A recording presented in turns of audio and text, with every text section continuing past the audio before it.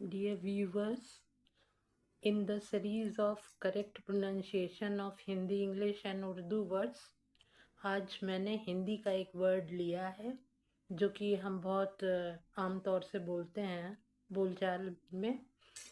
और मेरा हिंदी शब्दों के उच्चारण पे इसलिए ज़्यादा जोर है क्योंकि हम में से बहुत दूसरे प्रदेशों में जाते हैं जो हिंदी भाषी प्रदेश हैं। तो वहाँ अगर आप शुद्ध हिंदी बोलते हैं तो आपका अपना एक अलग प्रभाव पड़ता है। जैसे महाराष्ट्र में कोई मराठी बोले, बंगाल में बंगाली बोले, और हर भाषा सीखना बहुत पॉजिटिव होता है।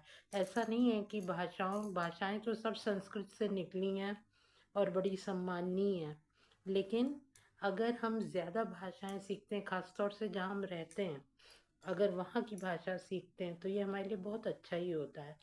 तो आज जो मैंने वर्ड चुना है वो है पर्वत। लेकिन इसको बोल चाल पे हम क्या क्या बोलते हैं? एक तो बोलते हैं पर्वत और दूसरा पर्वत। ये दो हम जरूर बोलते हैं अधिकतर। जो थोड़ा कम पढ़े लिखे होते हैं वो पर्वत पर्वत करते हैं और दूसरे पर्वत। कारण क्या है?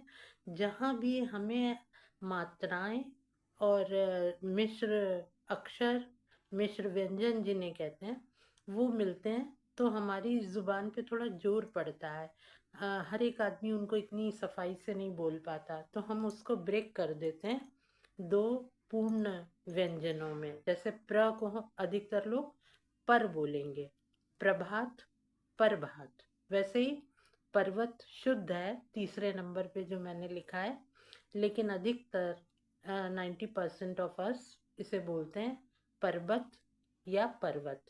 और लिखने में भी उन्हें री की मात्रा कहाँ होनी चाहिए, र की। जैसे प के बाद व के ऊपर लगी है, व के ऊपर लगे होने का मतलब है ये व के बाद के पहले बोली जाएगी। लेकिन हम ये मात्रा कहीं भी लगा देते हैं जब हमें ज्ञान नहीं होता, पा के ऊपर या बीच में पूरा राई लिख दिया। तो आप ये सब ध्यान देंगे। हमेशा ध्यान रखिए कि ईश्वर ने हमें जो भी गुण दे के भेजा है, चाहे वो रूप रंग हो, चाहे वो हमारी शिक्षा हो,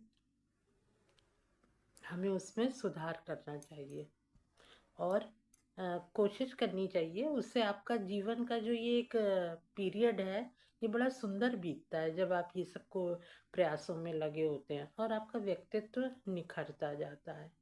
तो धन्यवाद मेरे दर्शकों। बस आपसे वही प्रार्थना करूंगी कि आप मुझे ये वीडियो देखकर अपना राय ज़रूर दें कमेंट्स में, इसे पसंद करें और साथ ही